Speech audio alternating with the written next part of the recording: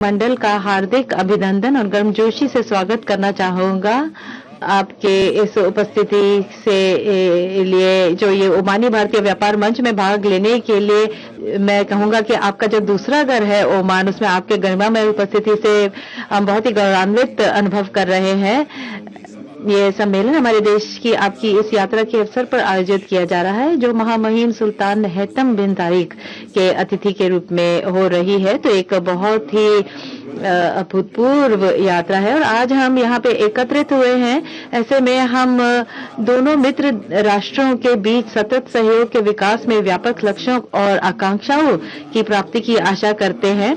हम एक साझा जागरूक दृष्टि के स्तंभ पर भरोसा करते हैं, उस पर निर्भर है, जो महामहिम सुल्तान हैतम बिन तारिक के मार्गदर्शन तथा मित्र राष्ट्र भारत गणराज्य के माननीय प्रधानमंत्री महामहिम के निर्देशों के अनुरूप हो रहा है। ये तब हुआ था सितंबर के 2023 के सितंबर में, जब हमारे सुल्तान गए थे। महामहिम प्रधानमंत्री जी सल्तनत ओमान और भारत गणराज्य प्राचीन काल से स्थापित सुदृढ़ व्यापारिक संबंधों और सहयोग की भावना को साझा करते आए हैं। आज ये संबंध, जो एक गहरी ऐतिहासिक विरासत और भविष्य उन्मुख दृष्टि से समृद्ध है, दूरदर्शी राजनीतिक इच्छा शक्ति द्वारा अधिक सशक्त हो रही है। भारत गणराज्य हमारा सबसे अग्रणी 3 देश है और हमारे जो विदेशी निवेश है उनमें से टॉप 10 देशों में से है। हम यहाँ पे एक बार फिर इस बात को दोहराना चाहेंगे कि हमारे जो क्षितिज है आर्थिक और निवेश के सहयोग का, उसको हम और उसका विस्तार करना चाहेंगे। और हम जो सेपा के ऊपर हस्ताक्षर हुआ है, ये भी बहुत ही महत्वपूर्ण है, इस बात पे बल देंगे। ये बहुत ही सामरिक और आशावादी एक समझौता है। यह समझौता हमारी साझे विजन को प्रतिबिंबित करता है कि हम अपने व्यापारिक और आर्थिक सहयोग का और विस्तार करना चाहते हैं, जिससे कि हम दोनों देशों के लोगों का लाभ हो। और हम आशा करेंगे कि ये फोरम ने जो भी लक्ष्य निर्धारित किए हैं वो उसे हासिल कर सके और इसमें जो निजी क्षेत्र हैं वो भी अपनी भूमिका निभा पाएंगे। इसलिए हम एक ओमानी कम्युनिटी की स्थापना करेंगे जिनको इस समझौता का पूरा लाभ हो, और जो Omani Indian joint business community है वो इस काम को फॉलो अप करेगी, ताकि जितने भी लक्ष्य निर्धारित किए गए हैं उनको हम हासिल कर सकें। हम आशा करते हैं कि ओमानी भारत साझेदारी में और व्यापक क्षितिज भी शामिल होंगे, जैसे कि संस्कृति और पर्यटन जैसे क्षेत्र भी। इसीलिए हम आशा करते हैं कि ये जो मंच है इसे अपने अग्रणी लक्ष्य प्राप्त कर पाए। तो ये बैठक एक बहुत ही मूल्यवान अवसर है निजी क्षेत्र को और मजबूत करने के लिए, इस लक्ष्य को प्राप्त करने के लिए। और हम आशा करते हैं कि ओमान और भारत के जो बिजनेस जगत के लोग हैं उन्हें भी लाभ होगा। अंत में एक बार फिर आपकी उपस्थिति के लिए आभार व्यक्त करना चाहूंगा। मैं अल्लाह से शांति और कृपा की आशीर्वाद की आशा करता हूं, हमारे लिए भी और भारत गणराज्य के लिए भी। और हम उन सभी का भी आभार व्यक्त करते हैं जिन्होंने इस मंच में योगदान किया है। हम आशा करते हैं कि सारे बिजनेस लीडर को सफलता प्राप्त हो और दोनों देशों के बीच में जो व्यापार और निवेश के संबंध है वो और मजबूत हो। हम चाहेंगे दोनों ही देशों का लाभ हो। बहुत बहुत धन्यवाद।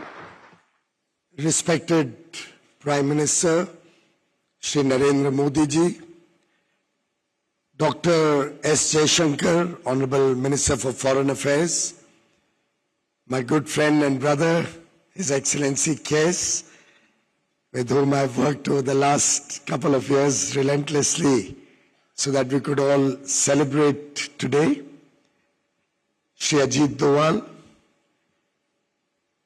Shri Pankaj Khimji, one of the most prominent Indians who's been in Oman for now 6 generations and has stood at the forefront of strengthening the relations between Oman and India.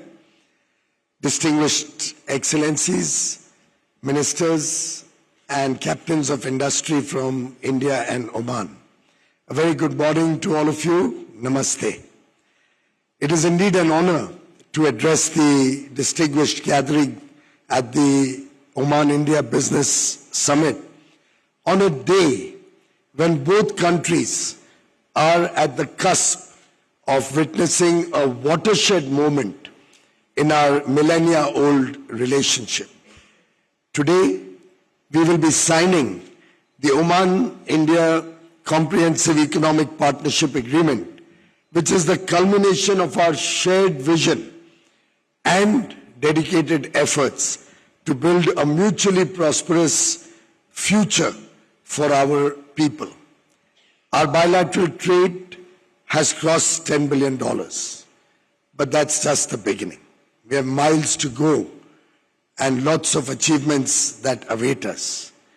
Now, our focus must shift to a more diversified and resilient economic partnership, be it in trade, investments, tourism, and mutual cooperation in innovation and technology. Friends, the CEPA will act as an enabler of a more ambitious future by offering duty-free access, addressing trade barriers, and simplifying rules. It will allow our exports to be more competitively priced in each other's economies. We invite Omani business persons to leverage India's vibrant market, while Indian businesses will find Oman as a strategic gateway to the Gulf, Africa, and West Asia. The Comprehensive Economic Partnership would facilitate greater market access for our professionals and firms, supporting Oman's Vision 2040. I also wish to acknowledge the 700,000 strong Indian diaspora in Oman, the living bridge of our relationship. The CEPA allows fair and predictable visa regime and labor mobility for our skilled workforce, while fully respecting Oman's sovereign employment policies. The fact that this is Oman's second FTA with a country directly, an FTA that they are entering into after nearly 20 years, the last being in 2006, demonstrates the importance that Oman places to the India relationship, and correspondingly, India's own commitment to work with our friends in Oman to further strengthen this relationship and elevate it to much higher levels. I am confident that today's signing of the CEPA will be a harbinger of a new chapter in the India-Oman relations. Thank you very much, ladies and gentlemen, for being with us today. Thank you very much to all the Indians who have come from India in a large business delegation. And thank you to all the Omanis business persons who have demonstrated their strong support for the CEPA. And I'm indeed grateful to Honorable Prime Minister Shri Narendra Modi ji for giving us the confidence, the guidance, and continuously ensuring that this relationship elevates to higher levels. I'm grateful to him for sparing his time to be at the Business Forum, and I'm sure we are all eagerly looking forward to his words of wisdom. Thank you very much. Your Excellency, Quraish Al Yusuf, Minister of Commerce, Industry and Investment Promotion, दोनों देशों के delegates, business world के leaders, देवी और सज्जनों, नमस्कार। मुझे 7 वर्ष बाद ओमान आने का सौभाग्य मिला है और आज आप सभी के साथ बातचीत करने का अवसर मिल रहा है। इस बिजनेस समिट के लिए आपकी गर्मजोशी मेरा भी उत्साह बढ़ा रही है।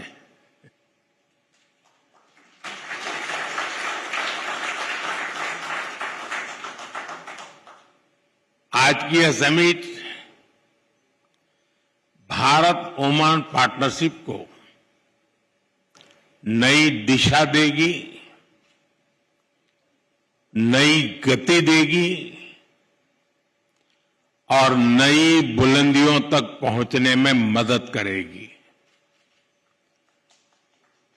और इसमें आप सभी का बहुत बड़ा रोल है।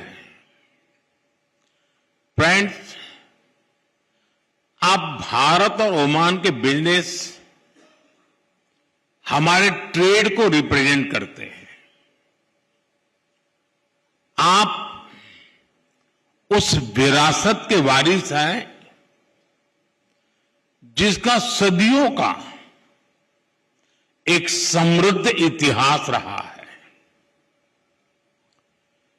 सभ्यता के आरंभ से ही हमारे पूर्वज एक दूसरे के साथ मैरीटाइम ट्रेड कर रहे थे। अक्सर कहा जाता है कि समंदर के 2 किनारे बहुत दूर होते हैं, लेकिन मांडवी और मस्कत के बीच अरब सागर एक मजबूत ब्रिज बना है। एक ऐसा ब्रिज जिसने हमारे रिश्तों को मजबूत किया, कल्चर और इकोनॉमी को ताकत दी। आज हम विश्वास के साथ कह सकते हैं कि समंदर की लहरें बदलती हैं, मौसम बदलते हैं, लेकिन भारत ओमान की दोस्ती हर मौसम में और मजबूत होती है और हर लहर के साथ नई ऊंचाई को छूती है। फ्रेंड्स, हमारा रिश्ता ट्रस्ट की नींव पर बना। फ्रेंडशिप की ताकत से आगे बढ़ा और समय के साथ और गहराता चला गया। आज हमारे डिप्लोमेटिक रिश्ते भी 70 इयर्स के हो गए हैं। ये सिर्फ 70 वर्ष का उत्सव नहीं है, ये वो पड़ाव है जहां से हमें अपनी सदियों की विरासत को एक समृद्ध भविष्य की तरफ ले जाना है। फ्रेंड्स, आज हम एक ऐसा ऐतिहासिक निर्णय ले रहे हैं जिसकी गूंज आने वाले कई दशकों तक सुनाई देगी। कॉम्प्रिहेंसिव इकोनॉमिक पार्टनरशिप एग्रीमेंट यानी सीपा हमारी पार्टनरशिप को 21वीं सेंचुरी में नया विश्वास, नई ऊर्जा से भर देगा। यह हमारे साझा भविष्य का ब्लूप्रिंट है। यह हमारे ट्रेड को नई गति देगा, इन्वेस्टमेंट को नया भरोसा देगा और हर सेक्टर में अवसरों के नए द्वार खोलेगा। सीपा हमारे नौजवानों के लिए ग्रोथ, इनोवेशन और एम्प्लॉयमेंट के अनेक नए अवसर बनाएगा। ये एग्रीमेंट पेपर से निकलकर परफॉर्मेंस में बदले, इसमें आप सभी की भूमिका बहुत बड़ी है, क्योंकि जब पॉलिसी और एंटरप्राइज एक साथ चलते हैं तभी पार्टनरशिप नया इतिहास बनाती है। फ्रेंड्स, भारत की प्रगति हमेशा शेयर्ड प्रोग्रेस की कहानी रही है। भारत जब ग्रो करता है तो अपने दोस्तों को अपनी ग्रोथ का साझेदार बनाता है। आज भी हम यही कर रहे हैं। आज भारत थर्ड लार्जेस्ट इकोनॉमी बनने की तरफ तेजी से बढ़ रहा है।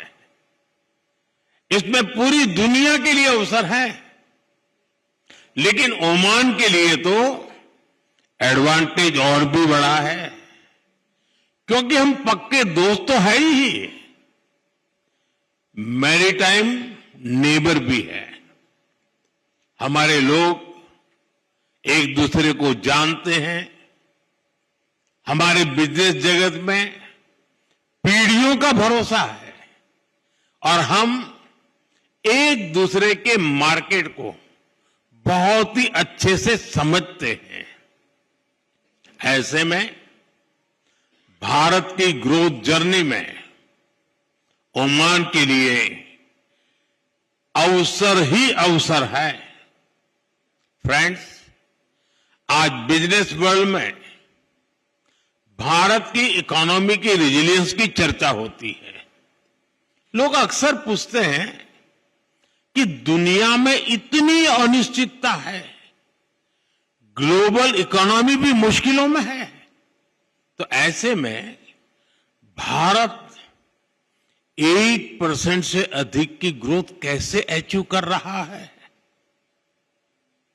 मैं आपको इसका बड़ा रीजन बताता हूं। असल में बीते 11 वर्षों के दौरान भारत ने सिर्फ पॉलिसी नहीं बदली है, भारत ने अपना इकोनॉमिक डीएनए बदला है।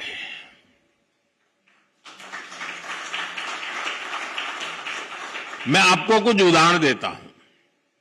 जैसे गुड्स एंड सर्विस टैक्स यानी जीएसटी है, इसने पूरे भारत को एक इंटीग्रेटेड यूनिफाइड मार्केट में बदला है। इंसॉल्वेंसी एंड बैंकरप्सी कोड से फाइनेंशियल डिसिप्लिन आया, ट्रांसपेरेंसी को बढ़ावा मिला और इससे इन्वेस्टर कॉन्फिडेंस मजबूत हुआ। ऐसे ही हमने कॉरपोरेट टैक्स रिफॉर्म्स किए। इससे भारत दुनिया के मोस्ट कॉम्पिटिटिव इन्वेस्टमेंट डेस्टिनेशन में से एक बन गया है। साथियों, अभी आपने लेबर रिफॉर्म्स की भी चर्चा सुनी होगी। हमने दर्जनों लेबर कोड्स को सिर्फ 4 कोड्स में समेट लिया है। ये भारत के इतिहास के सबसे बड़े लेबर रिफॉर्म्स में से एक है। फ्रेंड्स, जब पॉलिसी क्लैरिटी आती है तो मैन्युफैक्चरिंग को भी नया विश्वास मिलता है। एक तरफ हम पॉलिसी और प्रोसेस रिफॉर्म कर रहे हैं, वहीं दूसरी तरफ भारत में मैन्युफैक्चरिंग को बढ़ावा देने के लिए प्रोडक्शन लिंक इंसेंटिव भी दे रहे हैं। ऐसे प्रयासों से ही आज मेक इन इंडिया अभियान को लेकर दुनिया में बहुत उत्साह है। फ्रेंड्स, रिफॉर्म्स को भारत के डिजिटल पब्लिक इंफ्रास्ट्रक्चर ने और ताकत दी है। गवर्नेंस पेपरलेस हुई है, इकोनॉमी कैशलेस हुई है और सिस्टम कहीं ज्यादा एफिशिएंट, ट्रांसपेरेंट और प्रिडिक्टेबल हुई है। डिजिटल इंडिया सिर्फ एक प्रोजेक्ट नहीं है, ये दुनिया की सबसे बड़ी इंक्लूजन रिवॉल्यूशन भी है।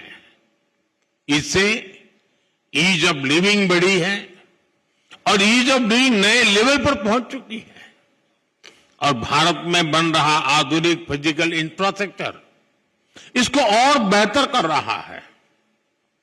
सुधरती हुई कनेक्टिविटी के कारण भारत में लॉजिस्टिक की कॉस्ट लगातार कम होती जा रही है। फ्रेंड, भारत निवेश के लिए एक आकर्षक डेस्टिनेशन है, ये तो दुनिया मानती है। साथ ही भारत एक भरोसेमंद फ्यूचर रेडी पार्टनर है और ओमान इसको बहुत अच्छे से समझता भी है और सराहता भी है।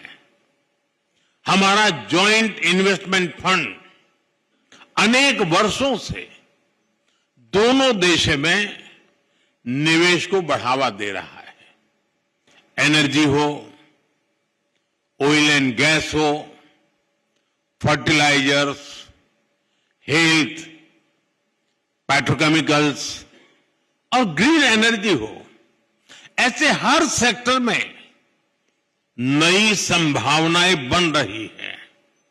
लेकिन साथियों, भारत और ओमान सिर्फ इतने से संतुष्ट नहीं है। हम कंफर्ट जोन में नहीं रहते। हमें भारत ओमान पार्टनरशिप को नेक्स्ट लेवल पर ले जाना है।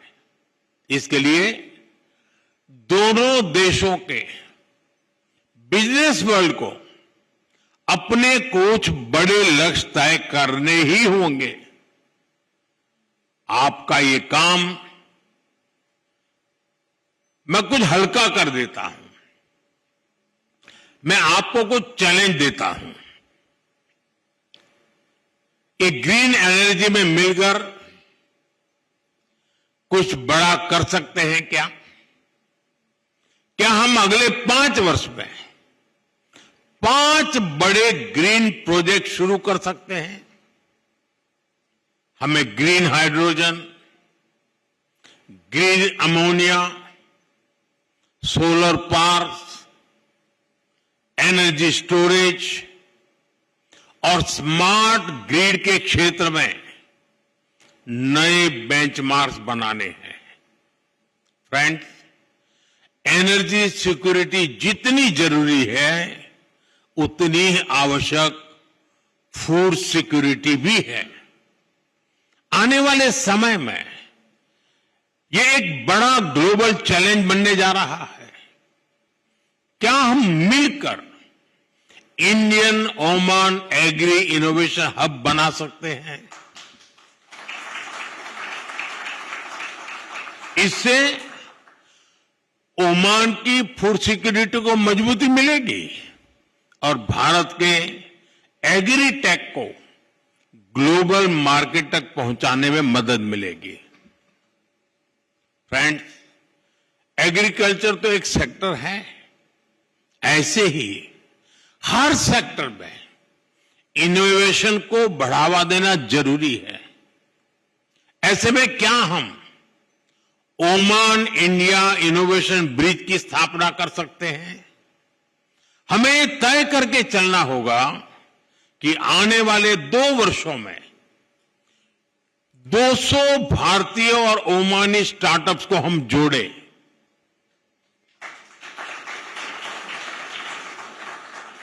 हमें जॉइंट इंक्यूबेटर्स बनाने होंगे, fintech sandboxes, AI and cyber security labs का निर्माण करना होगा और क्रॉस बॉर्डर वेंचर फंडिंग को बढ़ावा देना होगा। फ्रेंड्स, ये सिर्फ आइडियाज नहीं है, ये इनविटेशन है।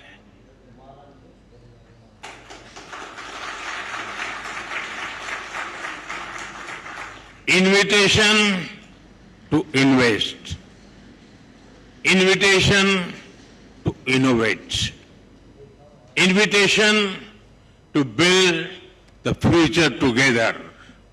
आइए हम इस पुरानी मित्रता को नई टेक्नोलॉजी, नई एनर्जी और नए सपनों की शक्ति से आगे बढ़ाएं। शुक्रान, जय जय अलन, थैंक यू।